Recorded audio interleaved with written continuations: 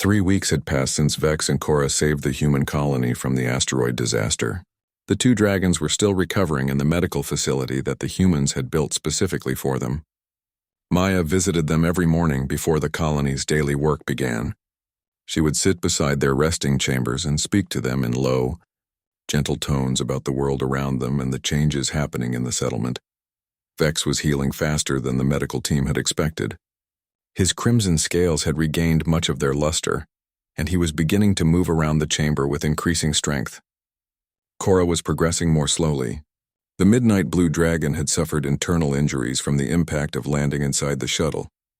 Her left wing was still wrapped in protective bandages that the humans had crafted from a special material designed to support injured dragon tissue. Commander David found Maya sitting between the two dragons one morning. He carried a datapad with him and seemed to be wrestling with something difficult. Maya could read the concern in the human's weathered face. She had learned to interpret human expressions well over the past 5 years. "We need to talk about expansion," David said without preamble. He pulled up a map on his datapad showing the area around the colony. "The Council has finally granted us permission to establish a second settlement. They are calling it an extension of our current compound, but essentially it is a new colony within 10 kilometers of here."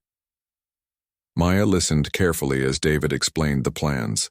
The human settlement had been living in a state of careful limitation since they arrived on Vitharis. They could only use resources within a specific zone that the Elf Council had designated as acceptable for their use. But now, after the asteroid incident, the attitudes of some elf leaders were beginning to shift. They saw that humans could be valuable allies, not just burdensome refugees from a failing ship. "The problem," David continued, "is that the new settlement will be built in an area that is home to native creatures we have not fully studied. Our scouts have reported large reptilian creatures that roam those forests. We are not sure if they are territorial or dangerous. We need someone who can communicate with the native life of this world. We need you and your dragons." Maya felt a complex mixture of emotions at this request. Part of her was honored that the humans trusted her and her companion so much. But another part of her recognized what David was really asking. He was asking her to step further into the role of intermediary between two species. She was already caught between her elf heritage and her adopted human family. Now she was being asked to also become a bridge to the native creatures of Vitharis.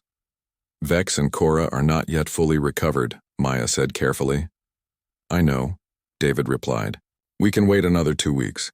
That gives them time to heal, and it gives our construction teams time to prepare the expedition." "Will you do this, Maya? We need you."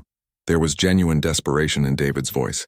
The human colony depended on expansion to ensure their long-term survival. They needed more resources, more space, and more opportunities to establish themselves firmly on Vitharis. Maya understood this because she had spent 5 years learning how humans thought and how they approached survival.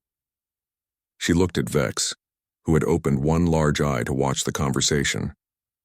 She felt the dragon's readiness and his eagerness to be useful again. Then she looked at Cora, whose breathing was steady but whose movements were still limited by her injuries. "We will go with you," Maya said, "but we will need time to rest and heal. And we will need to travel carefully, not pushing too hard." David nodded with obvious relief. He reached out and placed a grateful hand on Maya's shoulder, a gesture that had become familiar between them over the years. The human commander had always treated Maya with respect, which had endeared him to both the elf woman and her dragons. Over the next 2 weeks, the colony bustled with activity. Teams of humans worked to prepare equipment and supplies for the expedition into the unexplored territories. Maya spent most of her time with Vex and Cora, helping them exercise and regain their strength.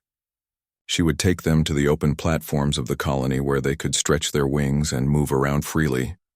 The other human colonists had grown accustomed to the presence of the dragons over the years. Children would often come to watch them, carefully kept at a distance by their parents but fascinated by the massive creatures. Some of the younger humans had even begun learning basic words in the dragon language from Maya, though they could never truly speak it the way she could. Human vocal cords were simply not designed to produce the deep rumbling sounds that dragons used for communication. The Elf Council, meanwhile, was taking a cautious approach to the colony expansion. They sent representatives to observe the preparations, watching to ensure that the humans were not taking advantage of the new permission. The council elders were still suspicious of humans, still concerned that the arrival of the Pathfinder colony would disrupt the delicate balance of life on Vitharis. Maya had argued many times with the Council about this fear. She believed that humans and elves could coexist peacefully, but the ancient elf leaders remained unconvinced. One day, an old elf named Thalion came to observe the preparations. He was one of the council members who had originally voted against helping the humans. He stood watching Vex practice flying in a large open area, his ancient eyes tracking every movement of the dragon's wings. "That creature should never have learned to trust humans," Thalion said to Maya in the elf language. "Dragons are wild things meant for freedom and solitude. You have tainted them with your choices," Maya responded in a calm voice. "Vex and Cora have chosen to work with humans and with me. They are not tainted. They are wiser than we are, perhaps. They understand that survival sometimes requires cooperation with those who are different from ourselves." Thalion studied Maya for a long moment. "You have become more human than elf, child. This is what I feared would happen when you first chose to help the Pathfinder refugees. You have abandoned your own people." "I have not abandoned anyone," Maya said firmly. "I have simply chosen to build something new. I have chosen hope over isolation." The old elf said nothing more but turned and walked away, his long silver robes trailing behind him. Maya knew that Thalion and others like him would never truly accept the humans or the changes that their presence was bringing to Vitharis. But she also knew that younger elves were beginning to question the old council's restrictions. Change was coming to this world, whether the ancient leaders accepted it or not. On the morning of the expedition, the entire colony gathered to see them off. Maya stood at the edge of the settlement with Vex and Cora beside her. The two dragons were looking stronger now, though Cora's left wing was still taped and she would not be able to fly properly for at least another week. David approached with a team of 20 trained colonists. Each human carried equipment for surveying the new territory and for basic defense against unknown threats. They had weapons that the humans had brought from their destroyed ship, though the colony tried to avoid violence whenever possible. "Are you ready?" David asked. Maya nodded and climbed onto Vex's back. She had done this many times before, and the dragons had learned to carry human passengers safely. The large crimson dragon settled her securely between his shoulders. Cora would walk alongside them, not yet able to carry weight while flying. The expedition moved out from the colony in the early morning light. Behind them, the other colonists watched them disappear into the forest that surrounded the human settlement. The journey to the new settlement site would take 3 days of travel through terrain that no human had thoroughly explored. As they moved deeper into the forests of Vitharis, Maya began to see the beauty of this world in a different way. The massive trees towered above them, their trunks easily as wide as the human settlement buildings. Strange crystalline formations grew on the bark, catching the filtered sunlight and refracting it into dozens of colors. The air was rich with the scent of growing things and water from the underground springs that fed the deep caverns. They encountered the first group of native creatures on the second day.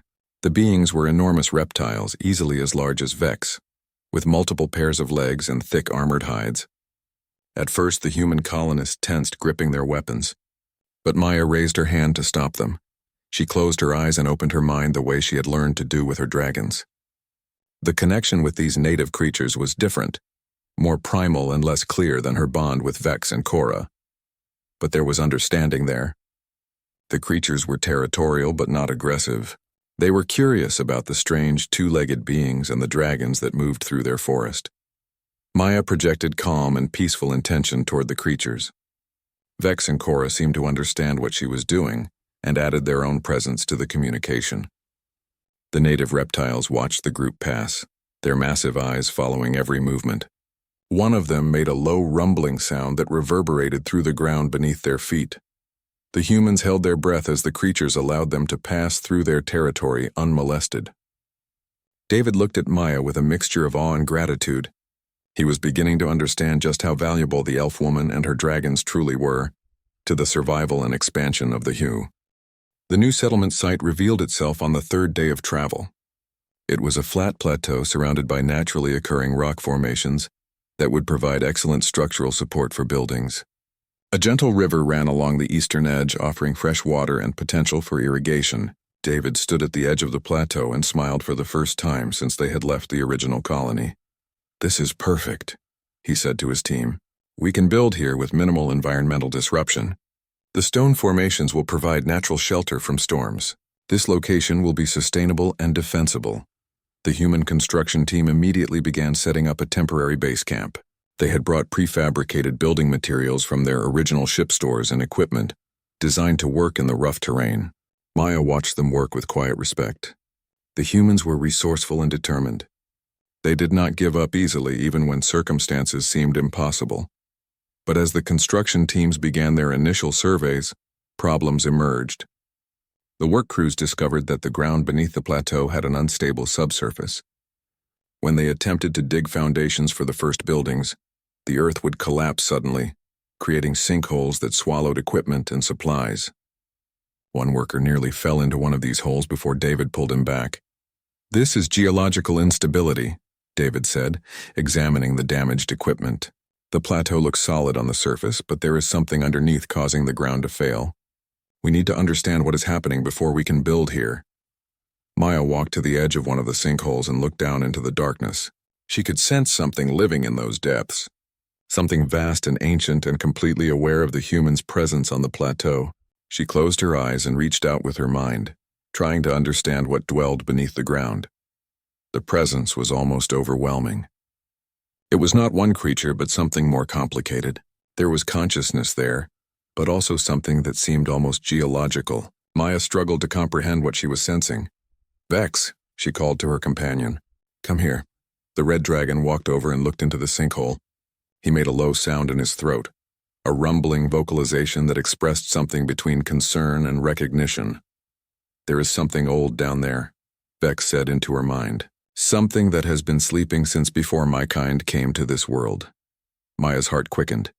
She turned to David and gestured for him to gather the team. When all the humans had assembled around her, she spoke carefully, choosing her words with precision. "There is an intelligence beneath this plateau," she said. "It is not hostile, but it is aware of us. The creature or entity down there is disturbed by our presence. The sinkholes are not accidents. They are warnings." David looked troubled. "Can you communicate with it? Can you explain what we are trying to do?" "I can try," Maya said. "But I need to go deeper.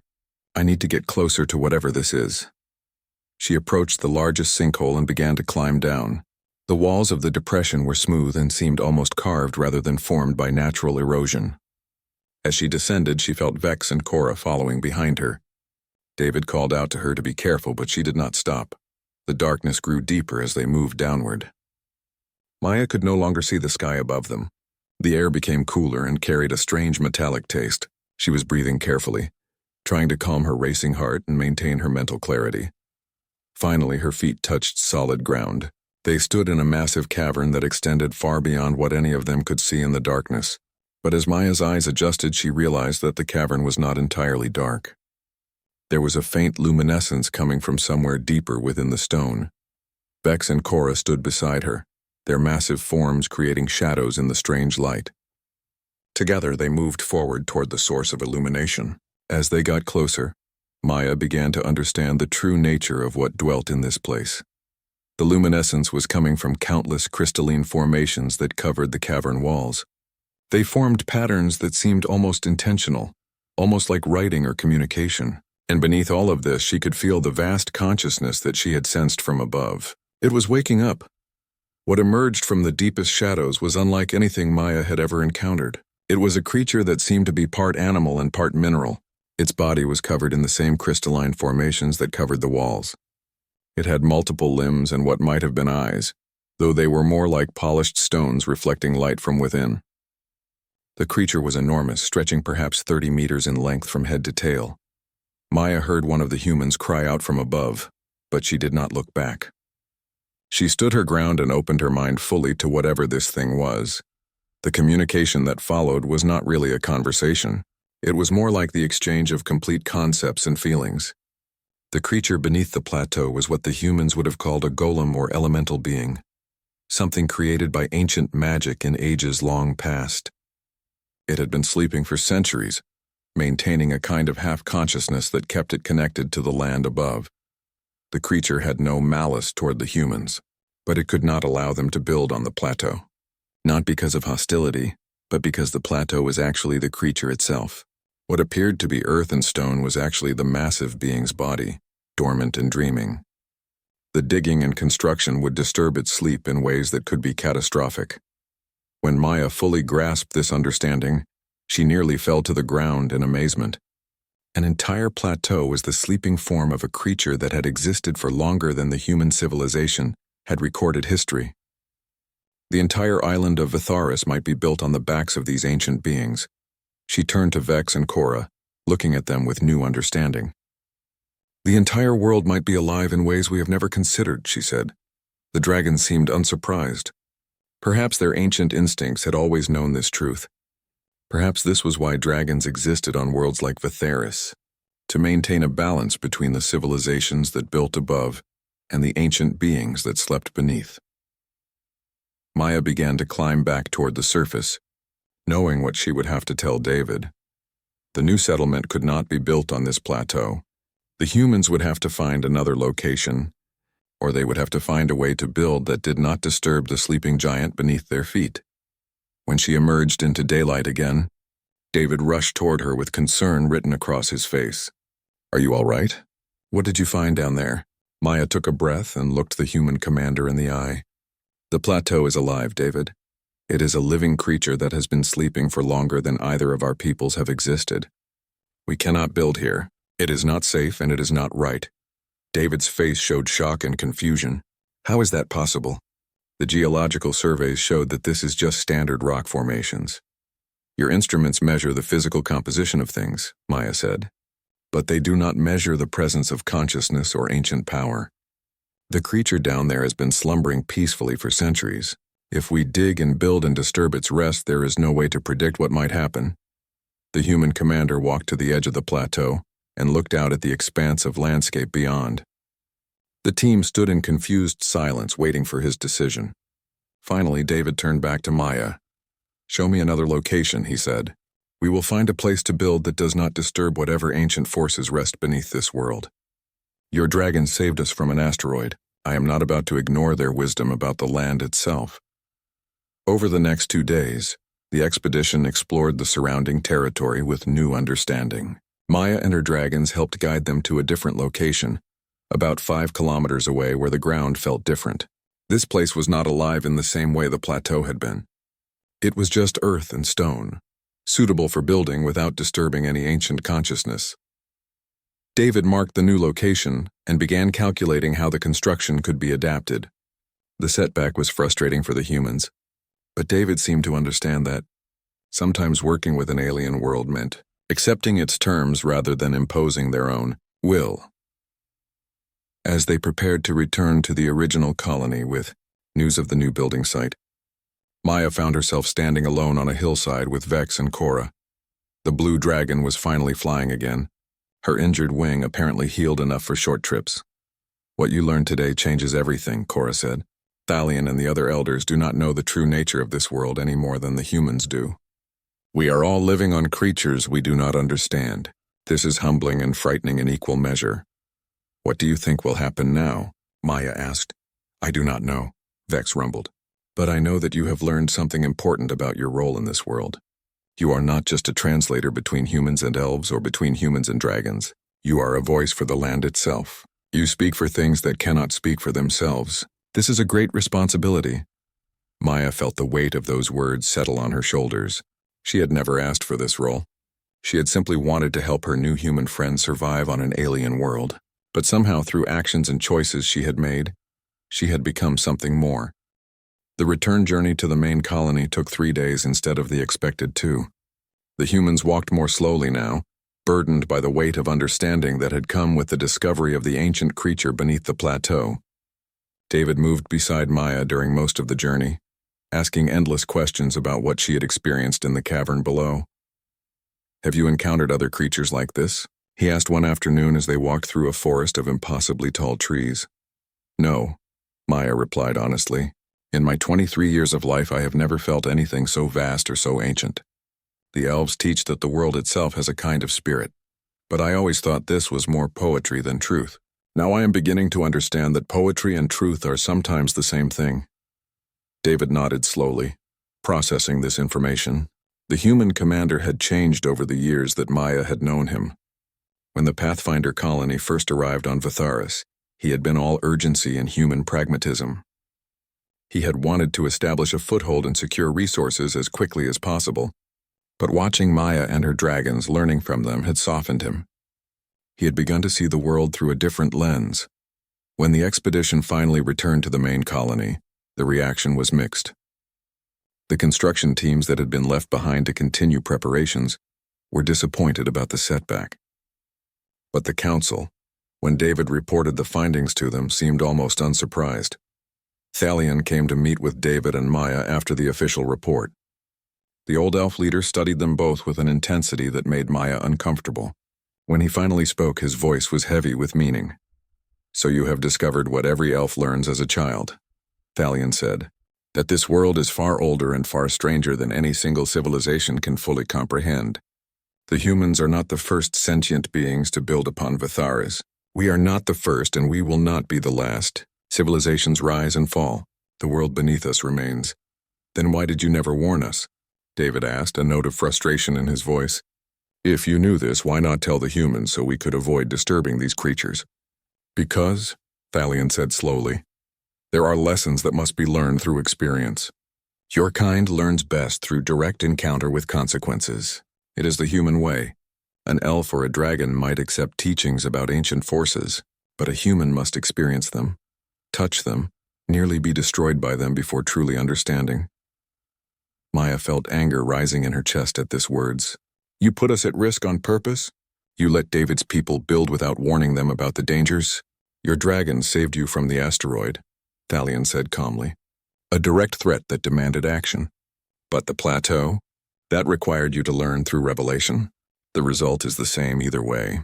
You are all still alive, and you have gained wisdom you would never have accepted from an old elf's lectures." David held up a hand as Maya prepared to argue further. "It does not matter now. We have moved past this. We found a suitable location for the second settlement. The question is what we do next." Over the following weeks, the construction of the second colony progressed without the complications that had plagued the plateau site. The new location was in a more open area, away from any sleeping ancient creatures. The human workers moved with more care and consciousness about their surroundings now. They took time to understand the land before they began construction, consulting with Maya and her dragons about potential problems. The Elf Council, seeing that the humans were beginning to adopt a more cautious approach to development, actually began to cooperate more openly with the colony. They sent representatives to advise the humans about sustainable building practices that had been developed over centuries of elf civilization on Vitharis. It was during this period of relative peace that something unexpected happened. A delegation from the Elf Council, led by Thalion, arrived at the construction site with news that would change everything. "We have received information from the deep archives," Thalion announced to David and Maya. "There are records from over 2,000 years ago that describe a discovery similar to what you have made. Beneath our oldest cities, ancient creatures were found sleeping. The elves made a pact with these beings. We agreed to build only in ways that honored the world beneath. In exchange, the creatures protected us from catastrophes and maintained the balance of nature." David looked skeptical. "How can a sleeping creature protect anyone? How can it maintain balance if it is unconscious?" "That is the mystery," Thalion admitted. "But the records are clear. The pact has held for 2,000 years. The creatures wake occasionally to correct imbalances. The asteroid that threatened your colony 6 weeks ago may have been one such correction. Perhaps the creature beneath the plateau was warning that the asteroid was coming, and your interference with its rest was a necessary awakening." Maya felt as though pieces of a puzzle were clicking into place. The creature beneath the plateau wanted us to find it. It wanted us to understand what it was so that we would prepare defenses. The sinkholes were not just warnings about construction. They were a message about the asteroid danger. "Precisely," Thalion said. "And now it has returned to sleep, satisfied that the threat has been neutralized and that the humans have learned to work with the world rather than against it." David sat down heavily, processing this information. "You are asking us to accept that we are part of a pact with ancient sleeping creatures that maintain reality? That we have been protected by forces we did not know existed?" "I am not asking you to accept anything," Thalion said. "I am informing you that this is the truth of Vitharis. The question is whether you will choose to honor this reality, or continue building without awareness of the forces that sustain this world. Over the following weeks, David worked with the Elf Council to develop a set of guidelines for colonial expansion. These guidelines incorporated both human knowledge about resource management and elf wisdom about living in harmony with ancient forces. It was an unusual collaboration, but it seemed to work. The second colony began to take shape in a way that felt right to everyone involved. Maya found herself working more closely with Thalion than she ever had before. The old elf seemed to be softening toward her, or perhaps he had always respected her and was simply now showing it more openly. They spent hours discussing the nature of the ancient creatures and what they meant for the future of Vitharis. "You have become important to the balance of this world," Thalion told her one evening as they watched the sun set from the edge of the new colony. "Neither fully human nor fully elf, but something between. Your dragons are also changed by their association with humans. Together you represent the future, I think. A future where different peoples work together rather than live in isolation. Is that what you wanted all along?" Maya asked. "To push me toward this role?" "No," Thalion admitted. "I wanted you to reject the humans and return to our people. But I was wrong about that. I see it now. The world is changing, and change is not always bad. Sometimes it is necessary." A few days after this conversation, Vex approached Maya with unusual urgency. He had been spending more time alone recently, and she had begun to worry about him. Now the great red dragon seemed troubled. "There is something you need to know," Vex said into her mind. "I have been listening to the ancient creatures beneath the earth. They are not as peaceful as Thalion suggests. There is a disturbance growing deeper in the world. Something is waking that should not be disturbed." "What do you mean?" Maya asked, alarmed. "I do not have words for it," Vex replied. "But there is something older than the creatures beneath the plateau. Something that has been sleeping since before the elves or the dragons came to this world. And I fear that the human presence, even with your careful approach, is beginning to disturb that sleep." Maya felt ice in her veins. "How long do we have?" "Days, perhaps. Maybe a week," Vex said. "I cannot be certain. The communication from the deep creatures is unclear, filled with fear and urgency. Something is changing in the bones of this world." Maya immediately sought out David and told him what Vex had reported. The human commander took her seriously, as he always did. He began making preparations and sending warnings to the Elf Council, but there was an undercurrent of helplessness in his actions. What could anyone do against a force that was literally the foundations of the world itself? That night, as Maya lay awake in her quarters, she felt it too. A subtle vibration in the earth beneath the colony. It was faint, but it was definitely there. Something vast was beginning to move beneath Vitharis, and from the sense of alarm she could detect from all the ancient creatures in the world. It was clear that this awakening was not a good thing. The future that had seemed so bright just days ago now seemed fragile and uncertain. Maya realized that she and everyone she cared about were about to face a challenge unlike anything they had encountered before, and this time, she was not sure if her dragons would be enough to save them.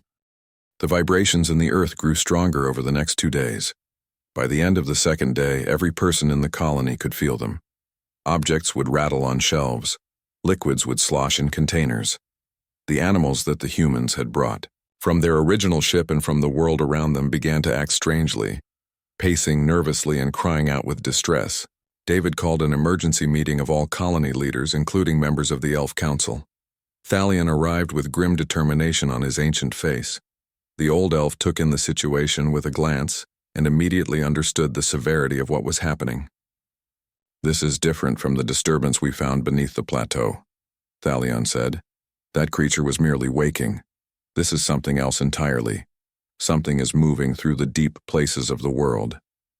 Maya stood at the window of the main meeting hall, looking out at the second colony site where construction had been progressing smoothly. She could still feel the vibrations in the earth, but more than that, she could sense the growing panic among the ancient creatures beneath Vitharis. Every elemental being, every ancient consciousness that dwelt in the planet's depths, was frightened. Vex and Cora entered the hall without being invited. The dragons were both agitated, their movements jerky and their eyes reflecting an unusual intensity. Cora made a sound that was somewhere between a roar and a cry of distress. "They are dying," Cora said directly into the minds of everyone in the room. The mental message was strong enough that even the humans without natural psychic abilities could feel the urgency and fear embedded in the communication. Everyone turned to stare at the dragon. David stepped forward. Who is dying? The ancient creatures? Yes, Vex answered. Something ancient and terrible is moving through their realm. It is devouring them, consuming their essence. The creatures beneath the plateau have already fallen silent. Their consciousness has been extinguished. A chill ran through the room. What they were discussing was beyond anything the humans had been prepared to face. Ancient creatures that had supposedly maintained the balance of the world were being destroyed by something even more ancient and powerful. Thalion stood up slowly. We need to reach the deep archives. If this is happening, there will be records of what causes this catastrophe. There will be records of what we must do to stop it. The old elf's voice was commanding, and everyone responded immediately. Within the hour, a team had been assembled. David, Maya, the two dragons, Thalion, and 5 of the strongest warriors from both the human colony and the elf population set out toward the ancient ruins where the Elf Council maintained their records. The journey took them deep into the interior of the island, to places that few humans had ever been. The vibrations in the earth grew stronger the deeper they traveled. At one point, they felt a massive tremor that nearly knocked them all to the ground. In the distance, they heard a sound like stone grinding against stone, a terrible groaning from the depths of the world. When they reached the ancient archives, they found them protected by elf magic that still held strong after centuries. Thalion performed a complex ritual, and the doors of the archive slowly creaked open. Inside was a vast library carved directly into stone, with shelf after shelf of ancient texts and crystals that glowed with contained information. Thalion began searching with the determination of a man who knew he was looking for something specific. He pulled books from shelves and examined crystal records, eventually stopping at a particularly old section of the archive. When he returned, he was carrying what looked like a crystalline sphere that seemed to contain moving shadows within it. This is a recorded memory, Thalion explained, from 3,000 years ago. It is the story of what happened the last time this entity awakened. Listen. He activated the crystal, and suddenly the entire room filled with images and voices. They saw scenes from an ancient time, when the world was still young and the elf civilization was only beginning to establish itself on Vitharis. They saw massive beings of stone and crystal moving across the landscape, working in harmony with each other to maintain the balance of nature. Then something changed. The images became chaotic. A darkness began to spread through the earth. The ancient creatures, for all their power, began to fall. They fought desperately against this darkness, but they could not prevail. One by one, their consciousnesses were extinguished. In the final moment of the recording, the ancient elves appeared. They had somehow found a way to seal this darkness in the deepest places of the world. The memories showed a ritual of tremendous power and cost. Many elves died to create the seal that would contain the darkness, but they succeeded. The darkness was locked away, imprisoned in the depths, and a new cycle of peace began. When the memory ended, everyone in the archive stood in stunned silence. It is called the Devourer, Thalion said slowly. It is something that existed before even the ancient creatures of Vitharis. It feeds on consciousness, on the essence of living minds. It can only be sealed, never truly destroyed. And the seal that our ancestors created is breaking. David's face was pale with shock. How long do we have? Not long, Thalion replied. If the ancient creatures beneath the plateau have fallen silent, then the Devourer has already reached the upper portions of the world. It will reach the surface within days, perhaps hours. We need to evacuate, David said immediately. Get everyone out of the colonies. Get them to the human ships. We have the escape vessels for emergency situations. Running will not help, Maya said softly. Everyone turned to look at her. The Devourer feeds on consciousness. Human ships are full of consciousness. It will find us wherever we go on this world. Then what do you suggest? David asked desperately. Maya looked at her dragons, then at the ancient archive around them. An idea was forming in her mind, something that terrified and excited her at the same time. The seal that the ancient elves created. Is there any way to repair it? Any way to reinforce it? Thalion studied her with new respect. Perhaps. The ritual would require tremendous power and sacrifice, and it would require someone who could communicate with the devourer itself. Someone who could understand its nature and potentially reason with it. I can do that, Maya said. I can speak to it. David grabbed her arm. Absolutely not. We are not sacrificing you. No one said anything about sacrifice, Maya replied calmly. I said I could speak to it. Vex and Cora, what do you think? Could you help me create a link with this entity? The two dragons exchanged looks that communicated something too complex for humans to fully interpret. Finally, Vex spoke. It would be dangerous beyond measure. Your mind could be destroyed by contact with such an ancient and alien consciousness. But yes, if you were willing to risk it, we might be able to help create a link strong enough for communication. Over the next hours, they prepared for what might be their last stand against the devourer. The human colonists and elf warriors worked together, gathering supplies and weapons, fortifying the archive against whatever was coming. Thalion began the process of recovering the old ritual that could reinforce the seal, teaching David and others the components of the magic involved. But the real preparation was internal.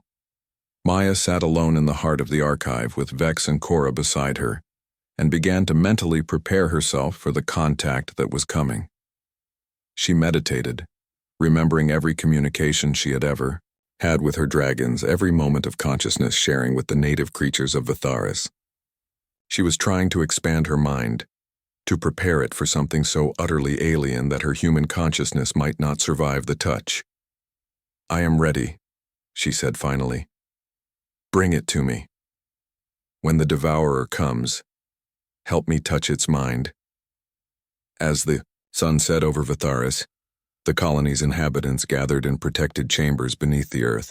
Above them, the vibrations grew stronger. The devourer was coming. And Maya stood at the center of the archive, surrounded by the collected knowledge of 3,000 years of elf civilization, waiting to face the oldest and most terrible force that this world had ever known. The future was uncertain. Everything they had built, everything they had achieved in bringing humans and elves and dragons together, hung in balance. And one elf woman with two dragons stood between them and oblivion, ready to attempt something that had never been tried before. It arrived at midnight.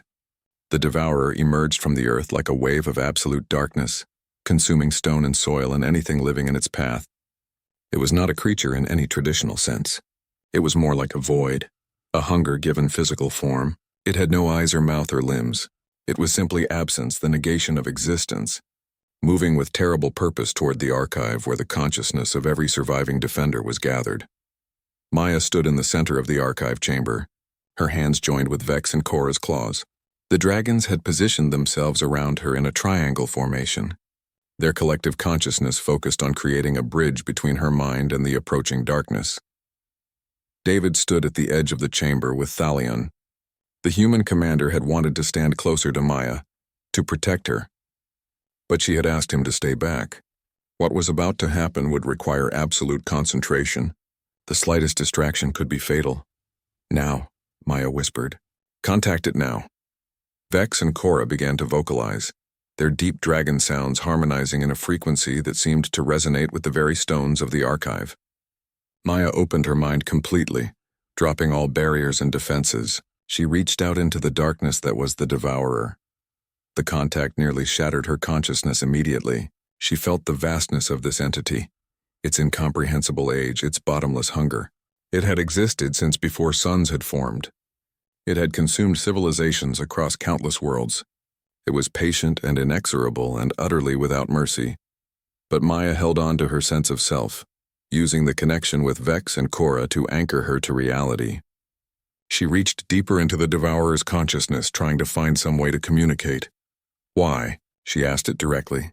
Consciousness to consciousness. Why do you consume? Why do you destroy? The answer came not in words, but in pure emotion and understanding. The devourer explained its nature. It had been created before the universe had fully formed. It was part of the fundamental entropy of reality, the force that would eventually break down all existence. It could not be blamed for consuming any more than fire could be blamed for burning. It was simply what it was. Then why do you sleep? Maya pressed. If you are entropy itself, why do you allow the seal to hold? Why not simply consume everything? This question seemed to cause something in the devourer to pause. In that moment of hesitation, Maya felt a glimmer of something unexpected. Beneath the hunger, beneath the ancient need to consume, there was something almost like loneliness.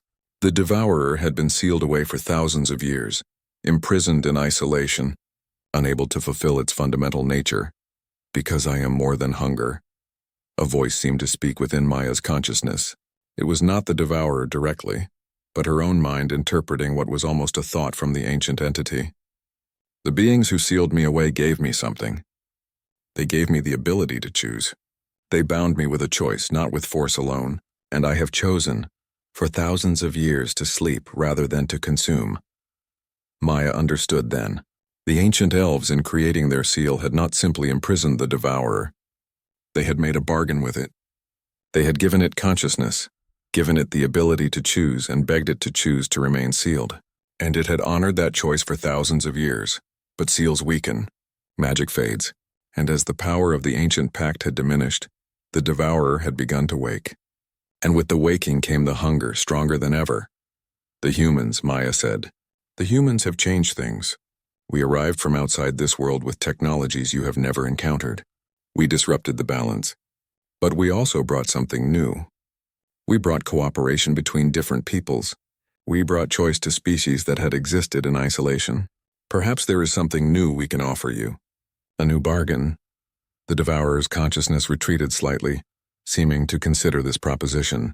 Maya could feel the dragon struggling to maintain the connection. Vex's mental presence began to flicker, as if he was being drained by the effort of linking with such an ancient force. Vex, Maya cried out mentally. I need more time. I cannot hold. The red dragon's voice was faint and distant.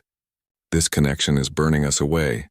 But Cora, the blue dragon who had recovered from her injuries and learned more deeply than any of them the mysteries of Vitharis, suddenly added her strength to the link. The midnight dragon seemed to tap into something primal, something connected to the deep magic of the world itself. The world itself wishes to live, Cora said. And if it lives, then you have consciousness to consume. If it dies, you sleep alone forever. Perhaps there is a middle path. Maya felt a new understanding forming at the edge of consciousness. She spoke quickly before the connection could fail completely. What if you did not have to choose between consuming and sleeping? What if there was a way to remain conscious while the seal held? What if we could introduce you to the new beings on this world? Let you experience consciousness in all its forms without destroying it. The devourer seemed to consider this. The darkness that surrounded the archive began to recede slightly. For a moment, everything hung in balance. Then Maya felt something extraordinary. The devourer was considering the offer seriously. It was willing to bargain again. But the seal must be reinforced, the ancient entity communicated. It weakens. 1,000 years more and it will fail completely. If I am to remain sealed, the ancient magic must be renewed. We can do that. Thalian's voice suddenly joined the mental conversation. The old elf had added his consciousness to the link, lending his knowledge and power. The ritual can be performed. But it will require a sacrifice. The seal must be renewed in blood and power. David suddenly stood up. Then I offer myself. Take my consciousness, my power, whatever is needed. I am willing. But Maya shook her head. No, it must be someone who understands both the old world and the new. It must be someone who stands between worlds. She looked at Vex and Cora. The dragons were barely maintaining consciousness themselves, so drained were they by the effort of maintaining the link with the devourer. And in that moment, Maya understood what she had to do. I will be the sacrifice, she said. I will anchor the new seal with my own consciousness. I will remain connected to the devourer, to all the ancient creatures of this world, serving as a permanent bridge between the darkness and the light. In exchange, I ask that you allow this world to live. Allow the humans, the elves, and the dragons to coexist here in peace. Maya, no! David's cry of anguish reached her even through the mental connection. But it was already too late. Maya opened herself completely to the seal. As Thalian performed the ancient ritual, as the other elves and humans added their power to the working, Maya felt her consciousness begin to merge with the fundamental magic of Vitharis itself. She was being changed, transformed into something between alive and not alive, something eternal and bound to the planet's deep places. But it was not painful. As her individual consciousness began to fade, she experienced something like flying. She soared through the depths of the world, feeling the presence of all the ancient creatures that had survived the Devourer's assault. She felt them healing, their essences slowly recovering now that the darkness had agreed to rest. She felt Vex and Korra's consciousness still intertwined with her own, and she understood that they would also be changed by this working. They would live longer than normal dragons, sustained by the magic that now flowed through their connection to her and to the world itself. And finally, she felt the Devourer accept the bargain. The ancient entity retreated to its sealed chambers deep below, but it did so now with understanding. It had been given what it needed. It had a new pact, a new reason to choose sleep. It would remain sealed, content to dream of the consciousness that flowed through Maya's eternal connection, never alone in its isolation again. When the ritual ended, Maya's body still stood in the center of the archive. But the person inside was different now. She was present, but also elsewhere. Her consciousness stretched across the entire world of Atharis, touching everything, connected to everyone and everything at once. David approached her cautiously. He reached out and took her hand. It felt warm and real, just like it always had. But when he looked into her eyes, he saw something vast looking back at him. Something that had become greater than human, greater than elf. Something closer to the world itself. "I am still here," Maya said, and her voice carried harmonics that had not been there before. "I can still speak to you, can still care for you. But I am also everywhere now. I am in the stones and the water and the air. I'm in every creature that walks this world, protecting them, guiding them. I have become Vitharis." Thalion knelt before her with deep reverence. "You have saved us all. The seal is renewed. The Devourer sleeps content, and you have become something that this world has needed since its beginning, a consciousness that stands above all other consciousnesses, an arbiter and protector." Over the following days, the colony returned to a new kind of normal. The vibrations in the earth ceased. The ancient creatures in the depths resumed their slow work of maintaining the world's balance. And Maya, transformed and eternal, walked among the humans and elves as a bridge between all things.